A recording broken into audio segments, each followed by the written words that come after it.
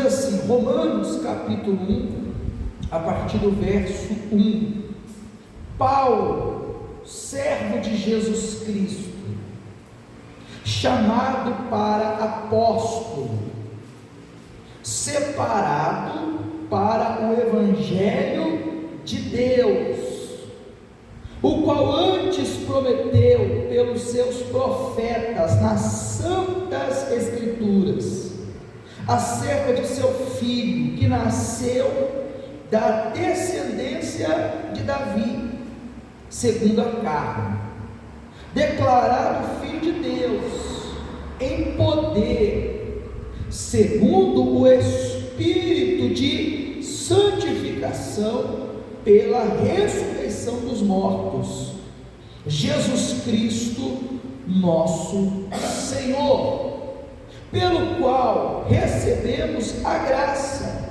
e o apostolado para a obediência da fé entre todas as gentes pelo seu nome, entre as quais sois também vós chamados para serdes de Jesus Cristo, a todos os que estáis em Roma, amados de Deus, chamados santos, graça a vós e paz de Deus nosso Pai e do Senhor Jesus Cristo.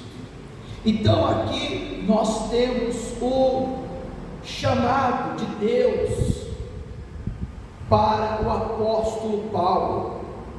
E antes de entrarmos nessa mensagem, eu queria que você entendesse que o livro de Romanos traz as maiores revelações da salvação pela graça, pela justificação, pela redenção, e também fala sobre a glorificação, e como que nós podemos, sendo pecadores, sair do domínio da lei, para vivermos sobre a graça do nosso Senhor Jesus Cristo.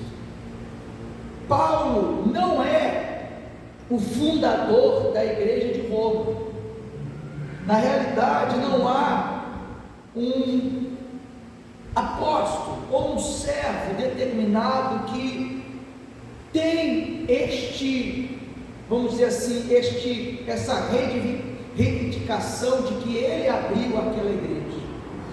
Quando você vai a Coríntios, Paulo abriu a igreja de Coríntios, Paulo abriu a igreja em Éfeso e tantas outras cidades, como a gente sabe. Já em Roma, não tem um que diga, fui eu que fui lá e abri o trabalho, como é sempre bem mostrado na Bíblia, quem Deus usou para começar o trabalho. Então, leva-se a crer que aqueles que receberam o Evangelho de Cristo em alguma parte do mundo, levou o Evangelho até Roma. Por exemplo, aqui nós estamos pregando vocês.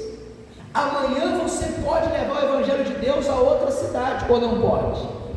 E talvez ninguém saiba quem começou o Evangelho naquele lugar, mas de alguma forma Deus usou alguém. E quando o apóstolo Paulo tomou ciência que, sim, em Roma havia homens e mulheres crentes em Cristo Jesus, ele então decide escrever a carta para Roma. E certamente a carta mais poderosa em Cristo que ele veio a escrever. Amém, pessoal? Então é um panorama para que você entenda aonde nós estamos adentrando, porque todo o Evangelho de Deus, do Antigo e do Novo, e até o fim, ele se encontra nesses 16 capítulos de Romanos, e com explicação, com direção. Então nós não estamos lendo mais um livro, mais um estudo negativo, nós estamos entrando naquele que é a miniatura da Bíblia, na própria Bíblia. em 16 capítulos. Diz assim no versículo 1, para você começar a entender: não durma, não converse, não perca nenhum versículo, nenhuma palavra. Diz assim, versículo 1: Paulo, servo de Jesus Cristo, chamado para apóstolo, separado para o evangelho de quem? Então aqui tem 3 situações que nós devemos separar para entender. Primeiro, Paulo diz: servo de Jesus Cristo, quer dizer, se ele é servo de Jesus Cristo, ele está assumindo que Cristo o comprou. Cristo o comprou. Ele diz: eu sou servo de Jesus Cristo, eu não sou servo de Roma, eu não sou servo de homens, eu não sou servo de mim mesmo, eu afirmo, eu sou servo de Jesus Cristo. Servo naquela época é a mesma coisa de dizer escravo, ou seja, é aquele que faz tudo o que o seu Senhor ordena, tudo aquilo que o seu Senhor o mandava fazer, ele fazia. E por que ele fazia? Porque o escravo, o servo, foi comprado, e Jesus nos comprou com o seu sangue. Amém, pessoal? Então ele diz, em primeiro lugar, eu sou servo, ou seja, eu tenho um dono. Jesus é o meu dono, eu sou dele, servo dele, propriedade dele, e vivendo para agradar a ele. Porque é esse o ponto que você tem que entender sobre ser servo. Servo de alguém é para agradar esse alguém. Como diz em Gálatas, aqui nós começamos, Gálatas capítulo 1, para que você entenda o que ele quer dizer com servo de Jesus Cristo. Gálatas capítulo 1, versículo 10 diz: por quê? Persuado eu agora a homens ou a Deus? Ou procuro agradar a homens? Porque se estivesse ainda agradando a homens, não seria servo de... Então quem é servo de Cristo?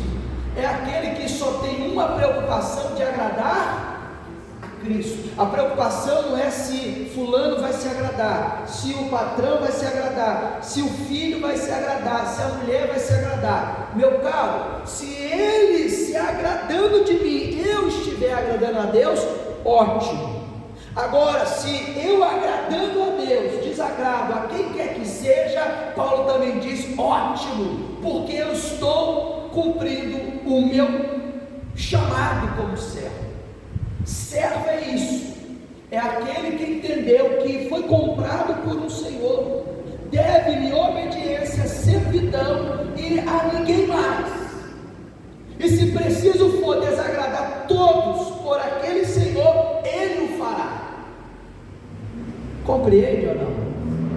E é aqui que começa a dificuldade de muitas pessoas de verdadeiramente servir a Deus e se converterem, porque as pessoas estão num caminho onde elas querem fazer o que elas gostam, o que elas imaginam ser bom para elas, e o mundo está cheio de atrativos, e Cristo diz, não tem como servir a dois, não tem como.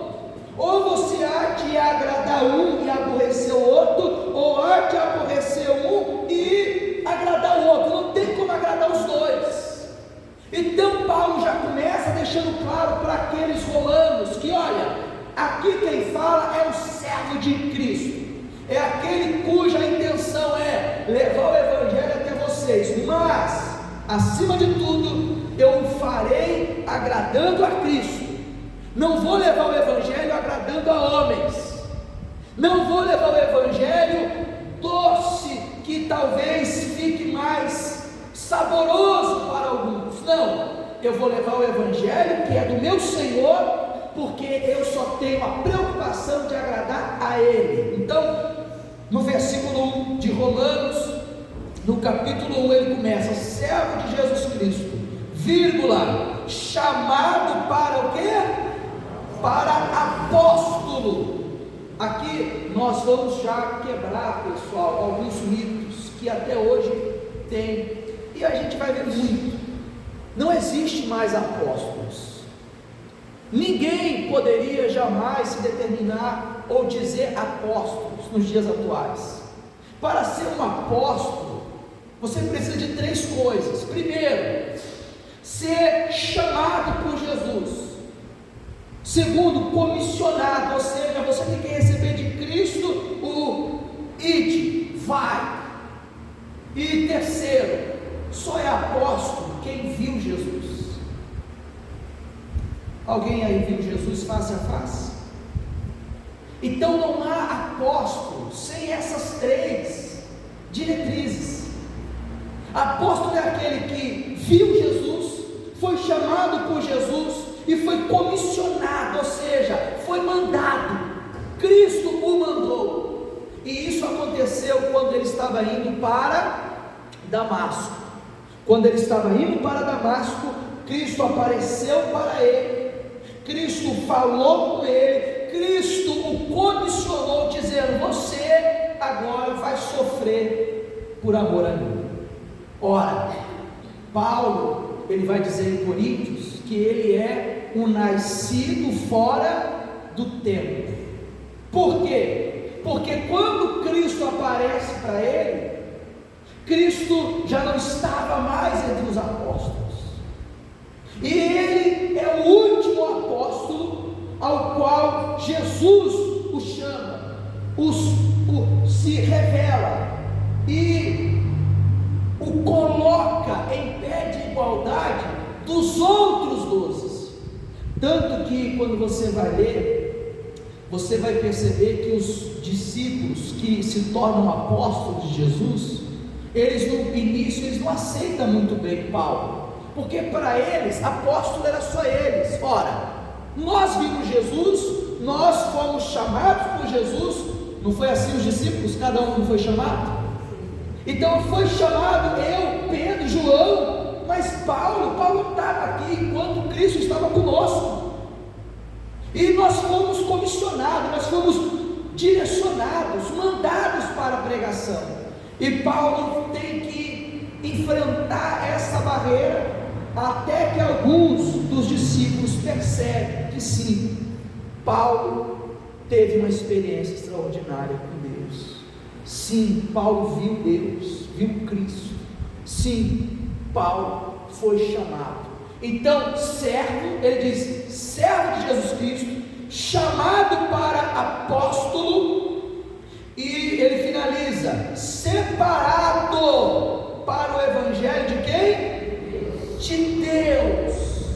Então ele é servo, ele é chamado para o apostolado, e depois ele é separado para o evangelho. Em outras palavras, ele é aquele que não teria ou não deveria ter nenhuma outra função a não ser levar o evangelho de Cristo, viver pelo evangelho de Cristo, entregar-se pelo evangelho de Cristo. E o que seria muito interessante para você aprender? O que Deus quer de você. Se coloque no lugar de Paulo. Imagine que aqui não é Paulo, é você. É Deus tratando com você como tratou com Paulo, porque você também é servo, você também foi chamado. Amém, pessoal? E aí, quando diz apostolado ou apóstolo, significa um dom que Deus deu a Paulo. Porém, a nós, Deus também tem nos dado outros dons. Compreende ou não?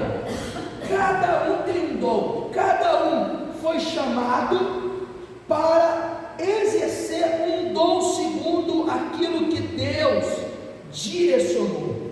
E aí, volta lá em Gálatas 1, no verso 15, porque quando ele diz separado para o evangelho de Deus, a pergunta que fica é: quando que ele foi separado? Quando que você foi separado? Quando? A resposta está no versículo 15 de Gálatas. Mas quando aprouve a Deus que desde o ventre de minha mãe me separou e me chamou pela sua. Então olha que coisa forte, ele foi considerado servo de Cristo, chamado para o apostolado, e para ser servo, e para ser um apóstolo, ele foi separado. E qual foi o momento em que Paulo foi separado? Desde o ventre. E Paulo em Gálatas ele diz: fui separado pela graça de Deus, não fui separado por obras. Que obras tem uma criança no ventre? Nenhuma. Aí você diz: pastor, mas como assim? O senhor está dizendo que Deus escolhe os seus desde o ventre? Eu não estou dizendo nada, eu estou lendo apenas o que está escrito na palavra dele. Ele está dizendo: quando que eu fui separado por Deus? Desde o ventre da minha mãe. Aí você diz assim: pastor, mas Paulo perseguiu a igreja. Sim, e não perseguiu, não foi há alguns anos não. Paulo perseguiu por volta ali até dos 40 e poucos anos. Aí você diz: como é que alguém que foi separado por Deus no ventre, ainda assim perseguiu a igreja, matou os cristãos, até os seus meados ali dos seus 40 anos? É assim que funciona. É para você aprender que de fato nós temos uma certa escolha a fazer na vida, e nós vamos fazer muitas escolhas na vida, porém, a quem Deus chamou, a quem Deus do ventre separou, na hora que Ele entende que é a hora, Ele vai buscar aqueles. E observe que Paulo estava indo a Damasco para adorar a Deus. Amém, pessoal? Amém? Ele estava indo a Damasco para o estudo bíblico. Não, ele estava indo a Damasco para matar os cristãos. Então não há em Paulo um desejo de dizer: eu quero conhecer a Deus, eu decido viver para Deus, eu decido andar com Deus, eu sou de Deus, e Deus é o meu Senhor, e a partir de agora eu sou dele. Não houve isso em Paulo. Isso mostra a soberana vocação de Deus na sua escolha.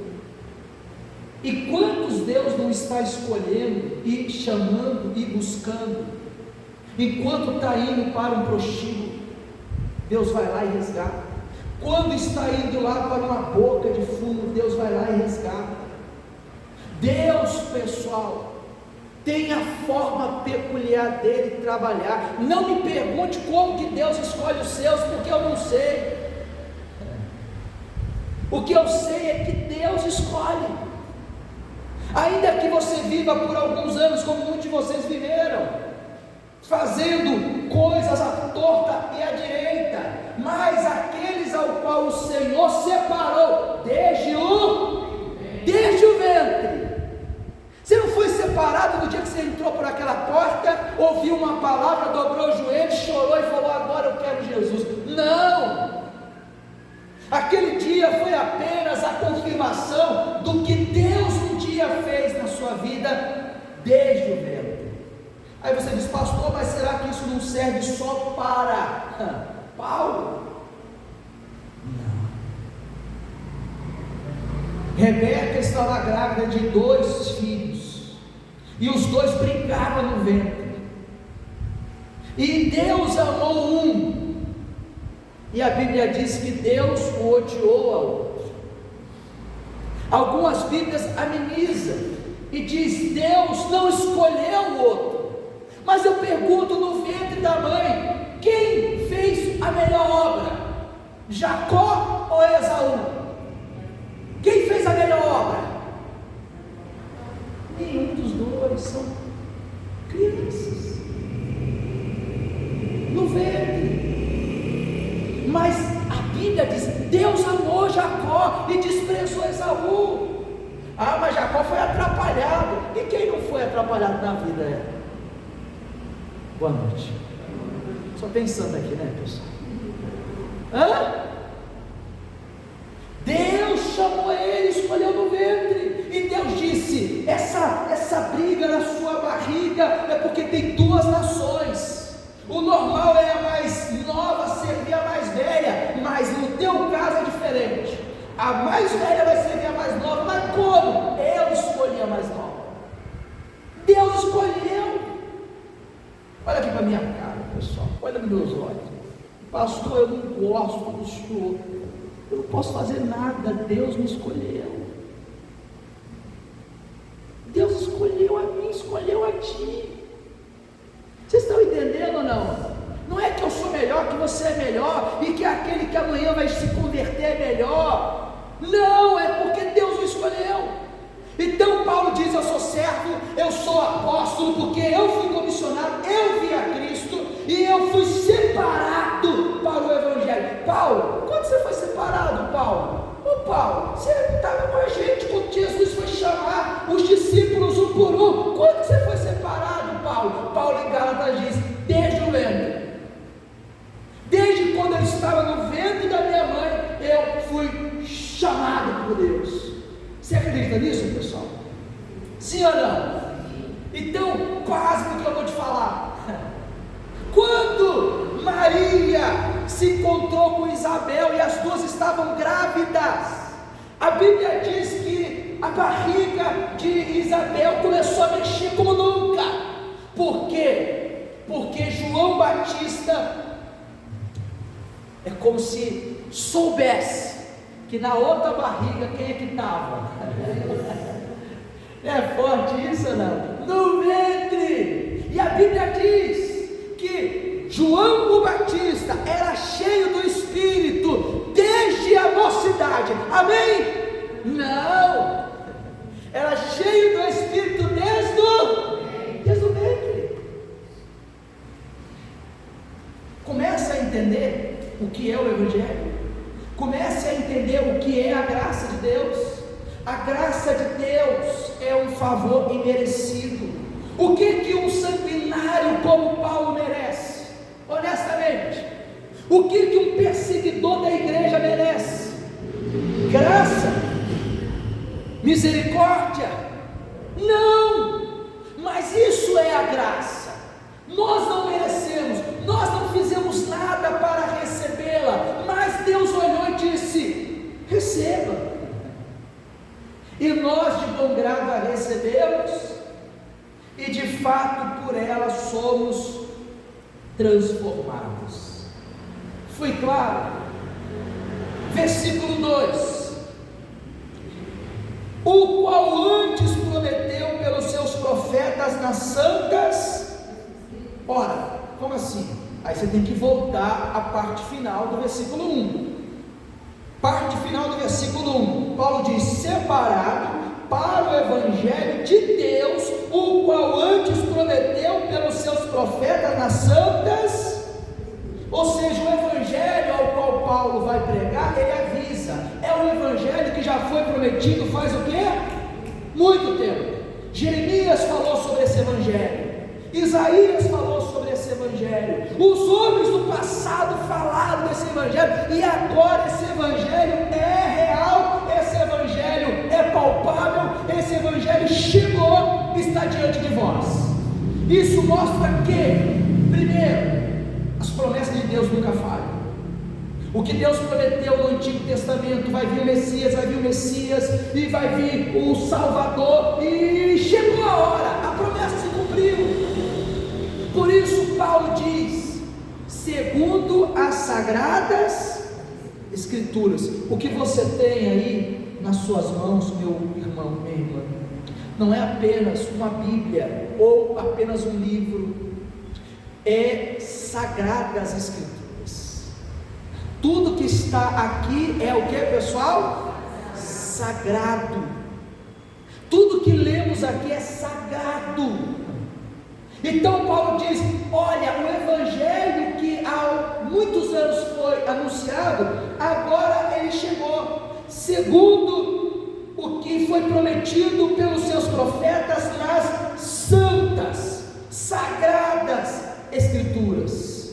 Versículo 3: acerca de seu filho, que nasceu da da descendência de Davi, segundo o que, pessoal? A carne. Então, aqui Paulo, ele testemunha que o evangelho que está sendo pregado a Roma, aos romanos, é realmente o evangelho daquele Senhor Jesus Cristo que veio em carne. Ele realmente veio em carne na descendência de Davi para nos salvar. E por que isso é notório? E tem que se dar notoriedade. Por quê? Porque muitos naquela época não acreditavam que o Messias poderia morrer. O Messias não morre. Então, jamais poderia ser o Messias que veio de carne e osso aqui como a gente. E Paulo diz, sim, veio, e veio da descendência de Davi. Até hoje tem gente que não acredita que Jesus veio ao mundo. Tem gente que acredita que o homem pisou na lua, mas não acredita que Jesus veio a esse mundo.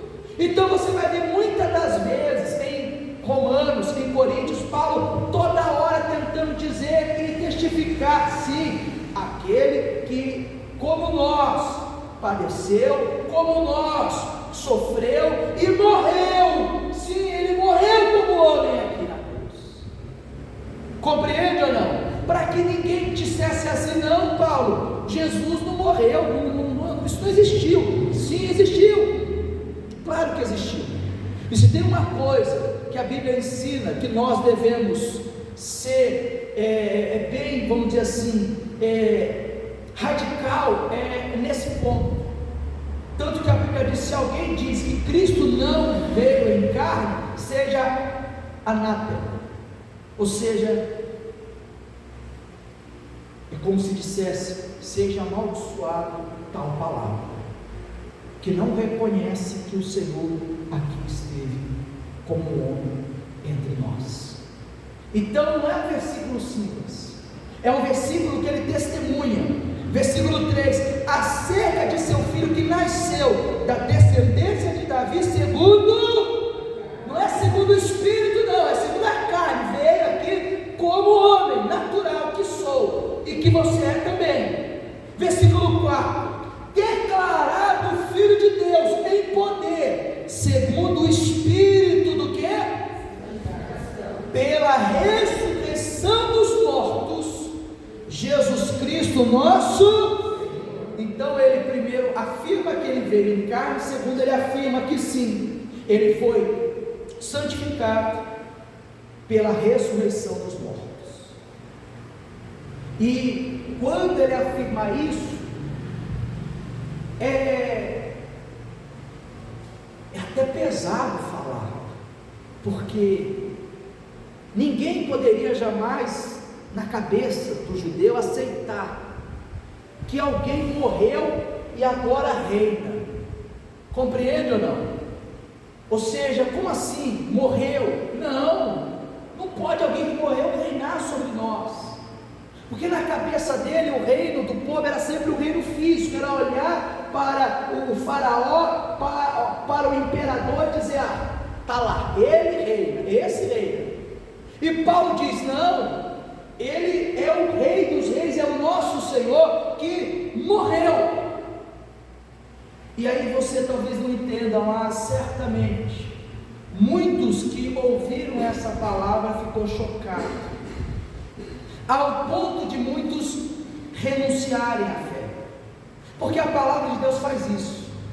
A palavra de Deus, pessoal, ou ela te molda, te transforma, te converte, ou ela te abate, no sentido que você não vai aceitá-la, e você vai tropeçar nela, você vai tropeçar na palavra que te diz, porque você não a aceita. E muitos não aceitariam. Como assim? Agora o evangelho é de alguém que morreu, que ressuscitou, e Paulo diz, sim, ele ressuscitou, e por isso ele é santo, por isso ele diz, declarado Filho de Deus, declarado Filho de Deus em poder, segundo o Espírito de santificação, pela ressurreição dos mortos, Jesus Cristo nosso. Ora, Se você não crê nisso, como é que você crê que Ele vai te ressuscitar para o dia da glória? Hein, pessoal? Ora, se Ele não se auto-ressuscitou, se Ele não ressuscitou, como é que Ele pode ressuscitar alguém? Então, Paulo começa, sabe, deixando assim, tudo muito às claras, para que as pessoas entendam sobre o que ele, Paulo, está falando, e sobre quem ele está falando.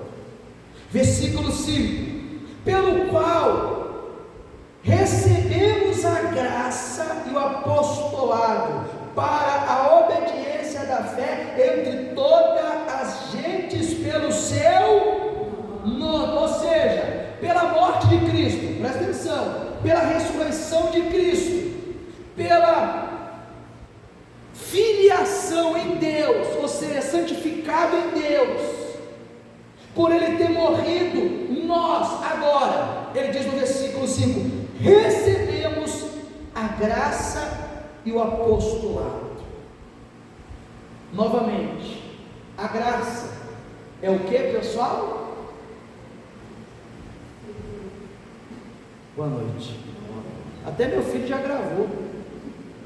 Falei, Arthur, o que significa graça? Ele falou, pai, quando a pessoa não merece nada. Favor imerecido. Paulo diz, através da morte e ressurreição de Cristo, Filho de Deus, nós, eu, você, vocês romanos, vocês receberam a graça, receberam a salvação, de maneira que nós não merecíamos. Paulo foi alcançado pela graça, justamente quando ele fazia a boa obra, amém, pessoal? Quando ele fazia a má obra. E alguém diria, mas como que resgata alguém que está fazendo tudo errado? Deus tem o seu jeito de escolher e de chamar. E Deus o chamou sobre a graça e o apostolado, ou seja, o apostolado é um dom. Nem todos foram chamados para apóstolos. Inclusive, logo após a morte de Cristo e, vamos dizer, o suicídio, que levou Judas à morte, houve uma discussão em que quem deveria tomar o lugar dele como apóstolo, e eles tiveram que fazer uma reunião para discutir quem seria que tomaria o lugar. Por quê? Porque alguns queriam estar à frente do trabalho, o outro também queria estar à frente do trabalho, e o outro mais à frente ainda do trabalho. Aí eles disseram, não, assim não dá, precisamos de pessoas que sirvam à frente do trabalho, sim, mas precisamos de pessoas que sirvam aonde? À mesa. Precisamos de pessoas que sirvam à mesa, que sirvam na casa do Senhor, ou seja, todos têm um chamado, se não para apóstolo, para pastorear, para evangelizar, para ensinar, para pregar. Você já perguntou para Deus qual é o seu chamado? Você já perguntou para Deus qual é o seu dom? Dom esse que você recebera de graça, pela graça, mas cabe a você desenvolver. Paulo não recebeu a graça do apostolado e ficou debaixo das asas dos outros 12 apóstolos, não. A Bíblia diz que Paulo foi sim ensinado por alguns anos, ao contrário do que muitos pensam. Paulo não foi chamado e começou a pregar, não. A Bíblia diz que Paulo ficou aprendendo 13 anos ainda, 13 anos andando para cima e para baixo, aprendendo, ouvindo a voz de Deus, através dos outros apóstolos. até que ele então começou o trabalho dele, a missão dele. Mas Paulo é que desenvolveu. Quem vai desenvolver o dom que Deus te deu é você, é a senhora, é o Senhor. Mas o que não pode é você ser chamado por Ele, ter essa graça dada por Ele, ter um dom que Ele te deu, e você simplesmente pegar o seu dom, esconder dentro da sua casa e deixar ele lá trancado. Aí no domingo você vem para a igreja, adora a Deus, ouve a palavra, e aí volta para sua casa e deixa esse dom trancado, escondido. Ai, que eu tenho vergonha, é que eu tenho assim uma dificuldade. Meu caro, Paulo tinha todas as dificuldades, mas Paulo rompeu essas dificuldades para cumprir o seu chamado. Então ele diz no verso 5: pelo qual recebemos a graça e o apostolado para o que, pessoal? Aqui está o grande segredo de mudança. Quando nós falamos, você foi salvo pela graça, chamado pela graça, recebeu o dom pela graça, ou seja, você não mereceu, mas recebeu. Muitos chegam a dizer o quê?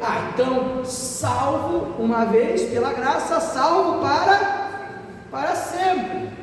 E muitos nesse entendimento, o que fazem? Vive a vida de qualquer. Eu sou salvo, pela graça eu sou salvo, não é obras que eu vou fazer que vai me salvar, não é obras que eu vou fazer que vai me realizar, então a graça me salva de Deus, e pronto, e acabou. Negativo. Versículo 5: pelo qual recebemos a graça e o apostolado, para o que, pessoal? Para bagunça, para viver de qualquer jeito, para fazer o que a gente der na telha. Não. A graça nos foi dada para obediência pela.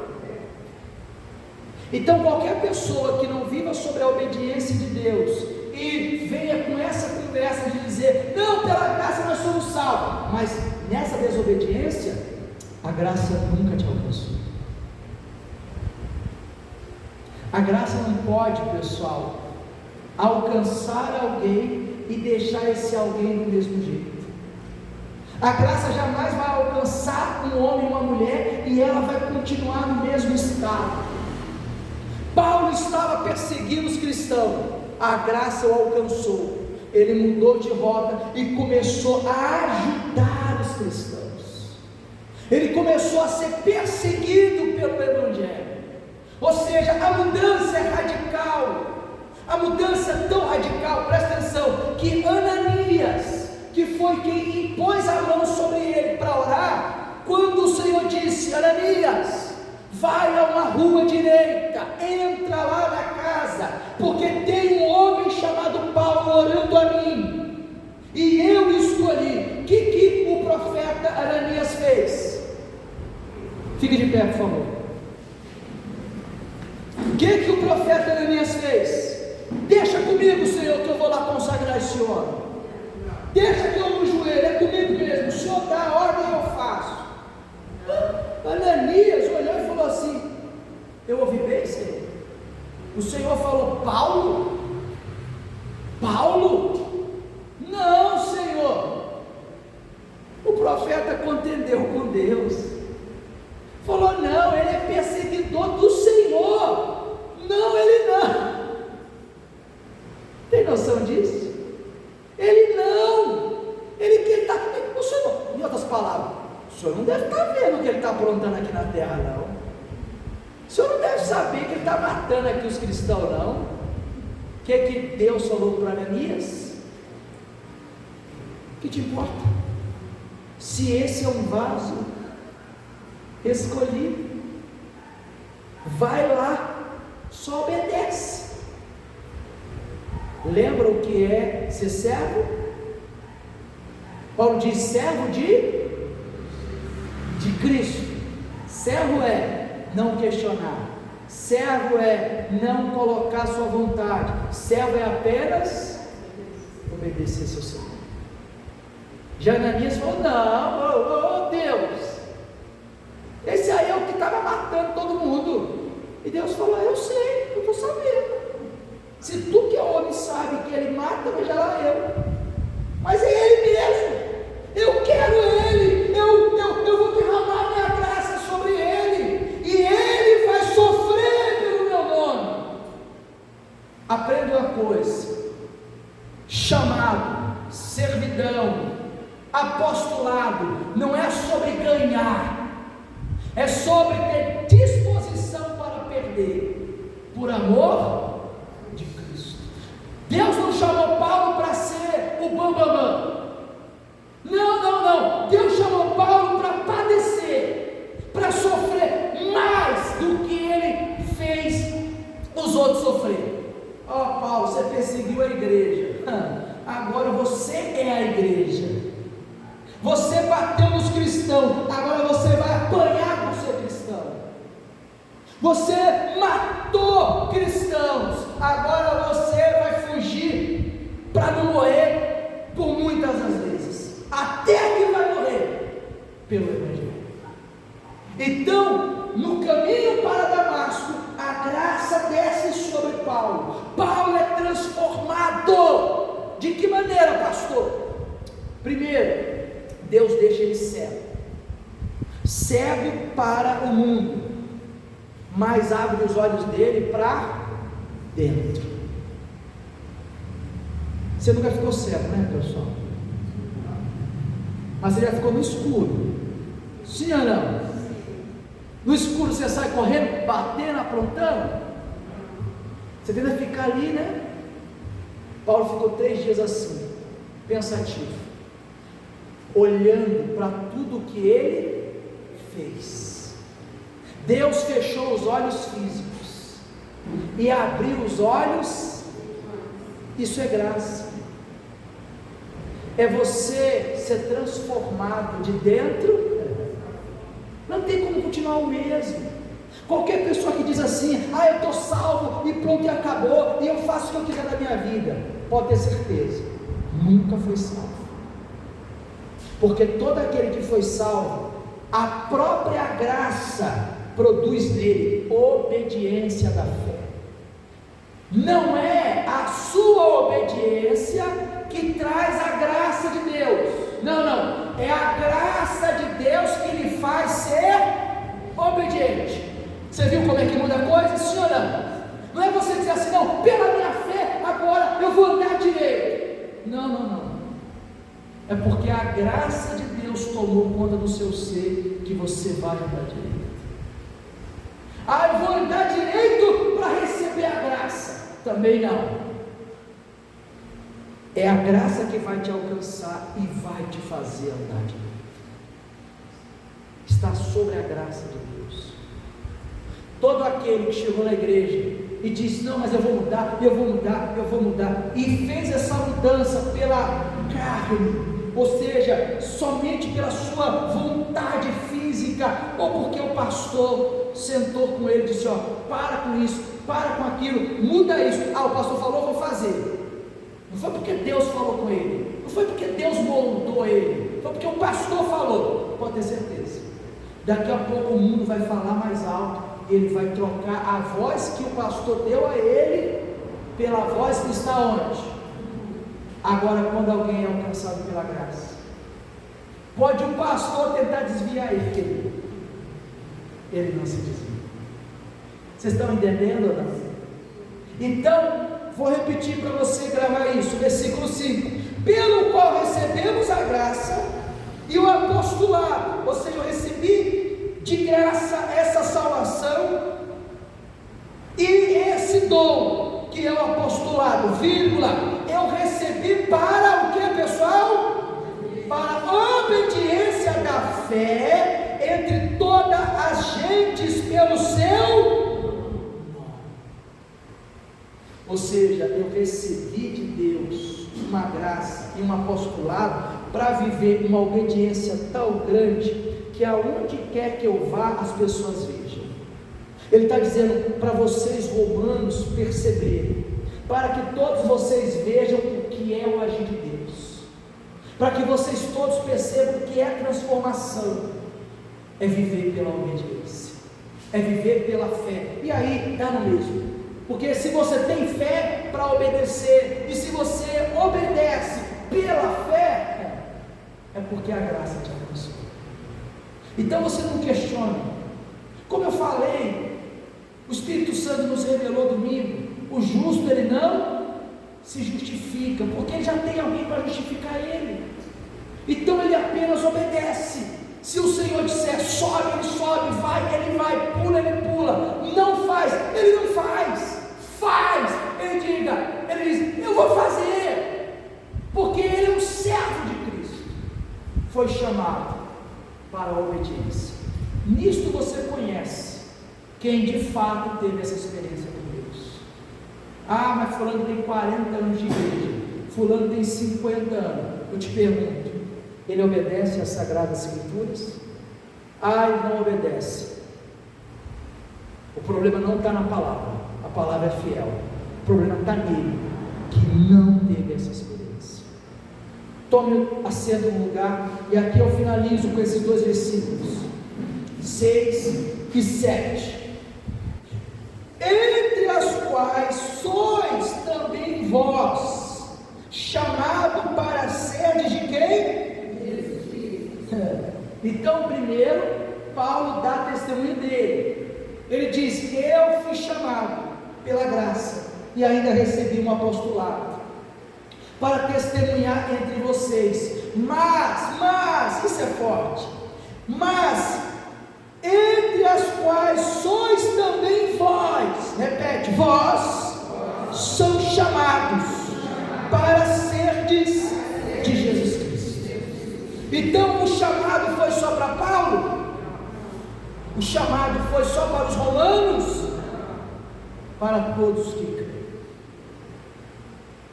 Então Paulo, ele abre o leque no sentido de dizer: eu fui chamado, fui agraciado por um dom, mas vós também foi chamado.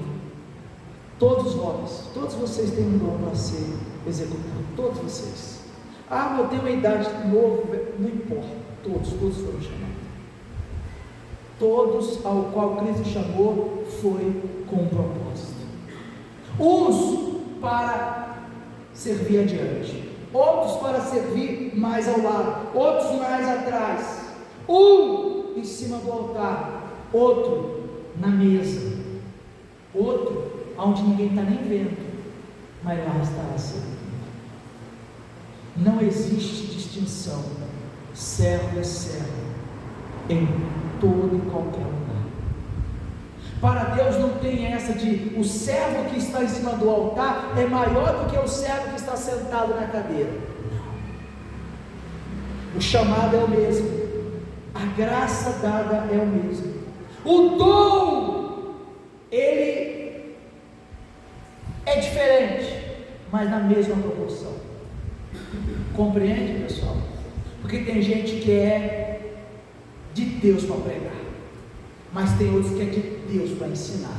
Pastor, mas não é a mesma coisa? Não é, querido. Ensinar é uma coisa e pregar é outra. Parece a mesma coisa, mas não é. Tem gente que tem dom para ensinamento, consegue destrinchar qualquer coisa e fazer qualquer pessoa entender o que se fala. E tem outros que só pegam uma direção, que é o que o pastor pregou: pregação, ensinamento, louvor. Cada um tem um dom.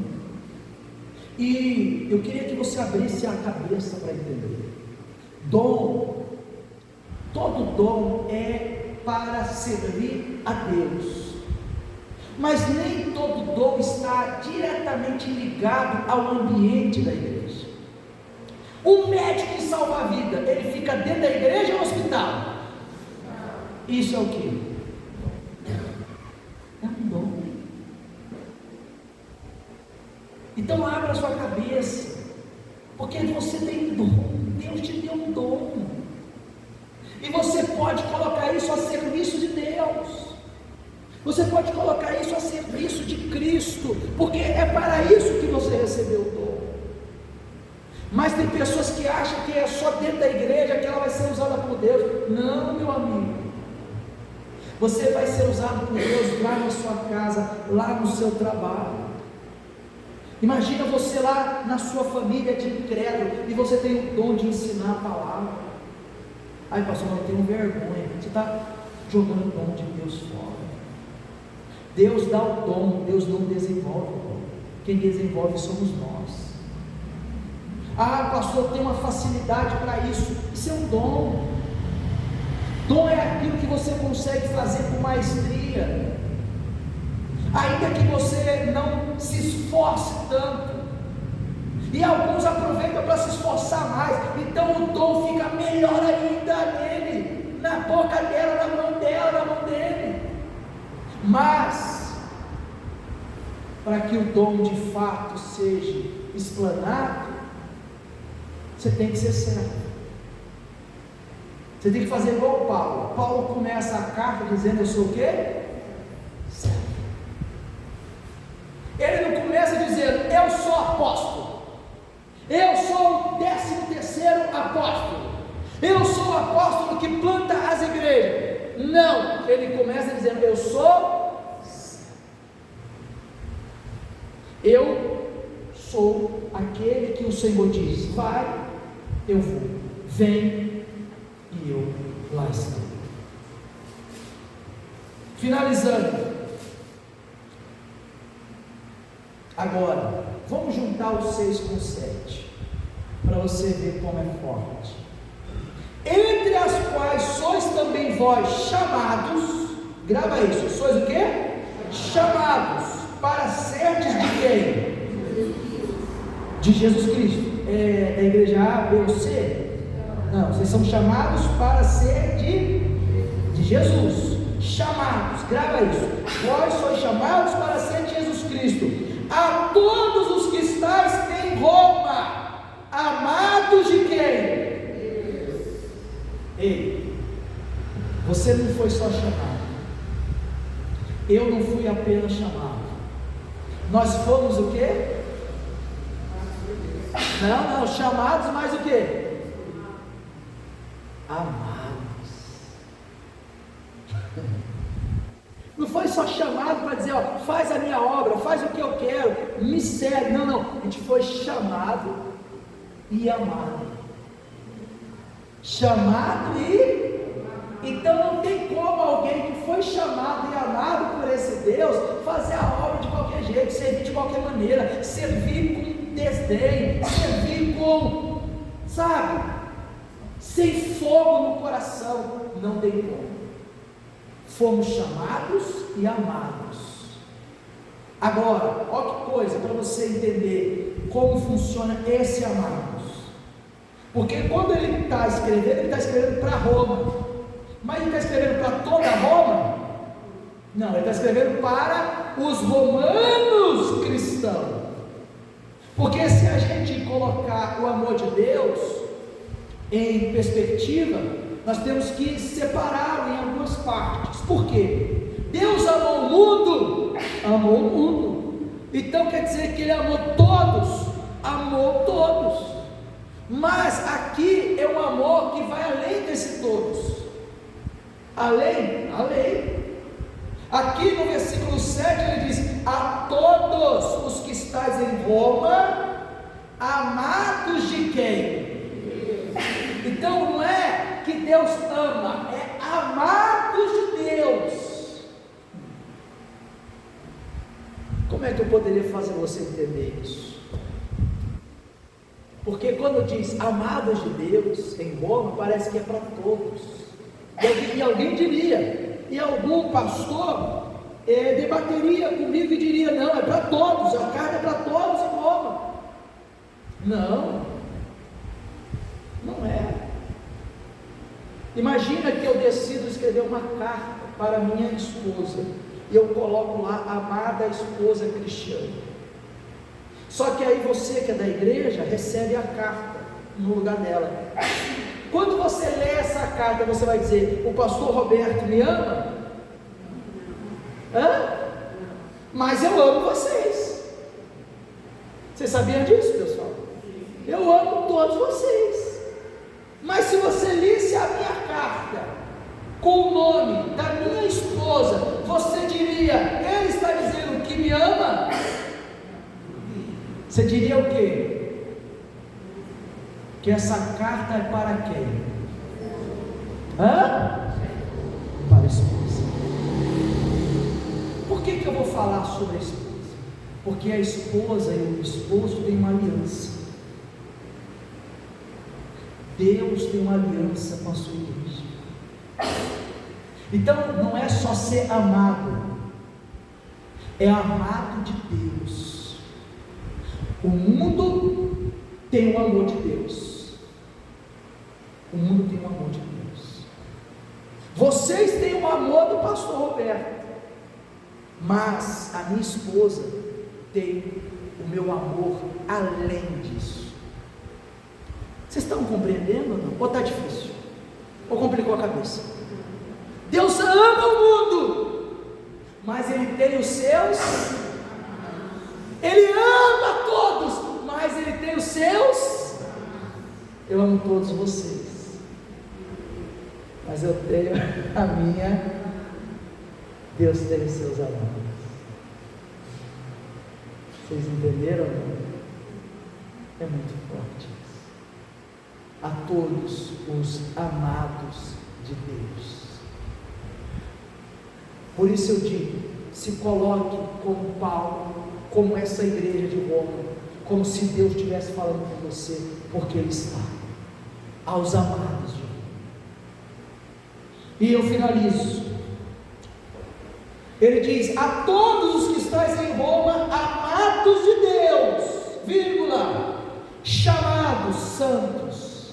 Ora, quem é chamado santos? Todos são chamados de santos? Santos vem de santificação, foi santificado, foi purificado, foi lavado no sangue do Cordeiro. Então aí já não deixa dúvida a quem ele está chamando de amado. É os santos, é os que se santificaram, é os que passaram pelo sangue de Cristo, desceram as águas, se renderam, pela graça, passaram a viver em obediência. Se não está em obediência, não tem graça coisa nenhuma, é mentira. A graça que não te transforma não é graça, é uma desgraça. Compreende ou não? A graça que não te transforma não é graça, é uma desgraça que está te enganando. A graça de Deus transforma o homem, transforma a velha criatura em uma nova criatura. E aqui eu finalizo: chamados santos, graça a vós e paz de Deus, nosso Pai, e do Senhor Jesus Cristo. Você é pai de todo mundo? Quem aí tem filho? Você é pai de todos? Paulo finaliza: Pai nosso, Pai de Cristo, Pai daqueles que nasceram nele, graça e paz. Por que você vai ouvir sempre Paulo falar graça e paz? Porque nós estamos sob uma graça e sobre uma paz divina, cujo mundo aí fora não conhece e não tem. Graça e paz não é só uma saudação evangélica,